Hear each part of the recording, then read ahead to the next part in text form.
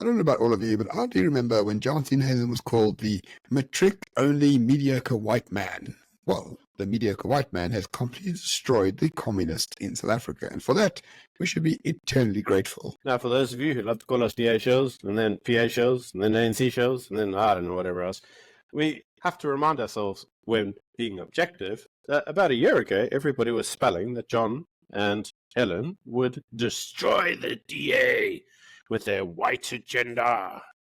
And instead, they actually made the DA great again. Who knew? They actually won this vote. But in the process, Ramon, something bizarre has happened. And it's a bizarre event whereby I'm looking at South Africa and thinking to myself, this is the end of retardanistan. Because yesterday, Fikile Mbalula, can you believe it?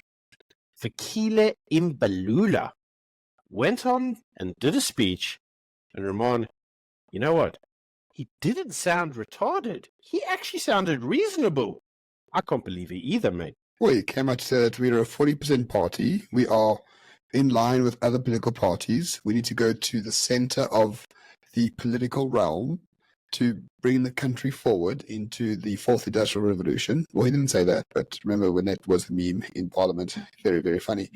But anyway, what has brought the ANC to the center is John Steenhuisen, Helen Zille, and the DA. I don't understand. People are downplaying this. Mortal enemies for 30 years are now in a coalition agreement, an official coalition agreement to run this country, where the DA will occupy a third of the cabinet under the ANC presidency. This is massive for the DA, massive for the country, and I think we need to give kudos to John Steenhuisen and Helen Zille for staying the course. Rude about them in the past, but really, kudos where it is due. Yes, and I'm going to be the white guy that actually says to Cyril, we called you a puss many times. You know what? Yeah, sorry, bud. You actually did us proud for once. I cannot believe that Cyril and Fikile Mbalula have been reasonable. The ANC has been pragmatic. Fikile Mbalula's speech yesterday was really important. There are a few lines in it, ladies and gentlemen, you have to understand. Number one, he said, guys, we have to move back to the center. And this is really important because for the longest time, what we have seen in the ANC is that they have been moving further and further to the left. Remember, everybody said that they'll side with the EFF and things will get radical and they expropriate all the property and everything will go to, crap and we'll be Venezuela and Zimbabwe 2.0. And that's not what's happened. What we had is a pragmatic ANC. The next thing that happened is everybody said, well, if the ANC lose power, it will be like ZANU-PF and it will be like Putin, they'll kill everybody.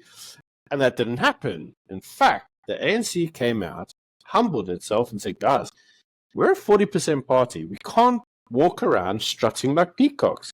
We need to work with others and we need to be practical and reasonable for the good of the country. That does not sound like ANC rhetoric, mate. It is just mind-blowing that the ANC would humble itself to the point where it became pragmatic. I cannot overstate this. Well, a lot of things happen when you go down from 57% to 39%. As a friend of mine said to me, this is an Icarus moment for the ANC. For those Philistines who don't understand Greek mythology, Icarus flew too close to the sun, and the wax on his wings started melting, and he plummeted to his death. That is exactly what has happened to the ANC now. They have been thoroughly humbled by the hard left, let's be honest, by MK and the EFF.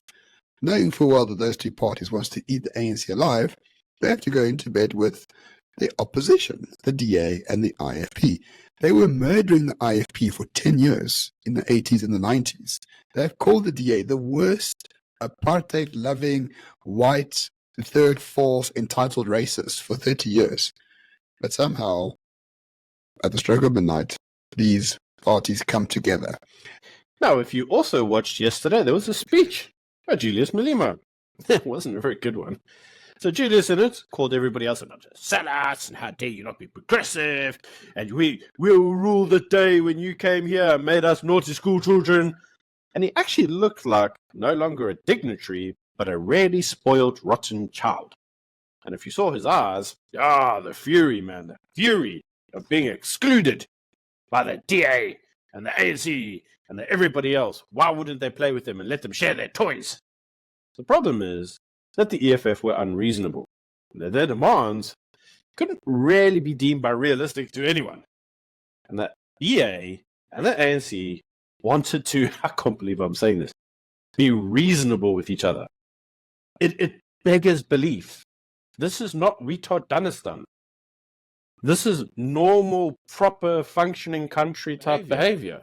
In fact, this is more functioning than what we're seeing in the United States, which actually means that as a functioning democracy, we're doing better than those guys. So, Ramon, I suppose I have a question. What happened to all the stupid, dumbass white people that were like, let's leave the country quickly because the EFF's going to come and they're going to eat us, they can steal all our land?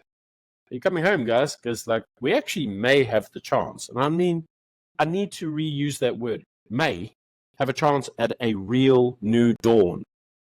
Thanks to the hard work that Helen and John put in and the humbling that Fikile and Balula and Cyril Ramaphosa have done of themselves. Yeah, so where does this leave us at the morning shots? Right, so we have been extremely rude about all of these people for a very long time. We've been rude about our country, even though we love it more than any other country in the entire world, which is why, of course, we live here. But throughout all of this, we just wanted, if you read our bio on YouTube, we want South Africans to stay here and thrive. We are not saying that the government of national unity will solve all of your problems. I am still getting off the grid. I am still state-proofing. I am still avoiding taxes and all the rest of it as per usual. Nothing has changed structurally and strategically in my life. However, hopefully now we will get a bit of help from the state in terms of hopefully we can have some sort of railway function. So if we do sell stuff, it gets to the ports. Hopefully when the ports do become normal again, we can export whatever we make. Hopefully we can open up our mining. We can frack for gas. We can do all sorts of things now that actually benefit the country. And that is something that has to happen and can only happen under a government of national unity because the humbling of the ANC, the steadiness of the DA, and the just steadfastness of the IFP are coming together and saying, we are all mature people. Retardanistan is over. Let's not be retarded anymore. And that's all we want. And we're going to keep doing what we're doing and hopefully saying news stories. We are less retarded today than yesterday. All we want is the retardation to stop. Because once retardation stops, the country can begin to heal. Now look, as an example, at the economic growth experience just by pausing load shedding. Yeah, we might be burning diesel till kingdom come and the diesel bill might be absolutely horrendous. Who cares? It pales in comparison to the economic growth currently being experienced due to just having this amazing thing called electricity. This is all you need to make your prospects in retardanistan better. Just stop the retardation. And it does look, based on looking at the leadership of the ANC, like they actually now have a true chance of doing that. Because if you've seen any of the news, or you've seen any of the pictures of Cyril Ramaphosa and his cabinet, it's the first time in a long time, Ramon, that I have seen Cyril, and he actually looks happy. I don't know if you share that experience. I mean, who knows what actually happens in that man's head, but we will see in time to come. For now, this agreement is in place. It will become a more forceful collective agreement in time to come. The DA is going to get a third of the cabinet positions. The PA is going to get some cabinet positions. So will the IFP. And the majority, of course, will go to the ANC. It is very early days. We are very hopeful. I'm also fairly pragmatic about it. I'm not expecting a massive turnaround. I think cadet deployment is still there. The deep state is still there. BE is still screwing us over. All those things are going to be there for the time being. But the ANC is never going to come back in its present form. It's going to become a centrist party into the future as well. And at the end of the day, all of you doomsayers, you people that said that we are going to become Zimbabwe 2.0, you are all wrong. And hopefully you can realize what we've been saying for a very long time. The average South African is exactly like you. We are good people. And this proves it more than anything else.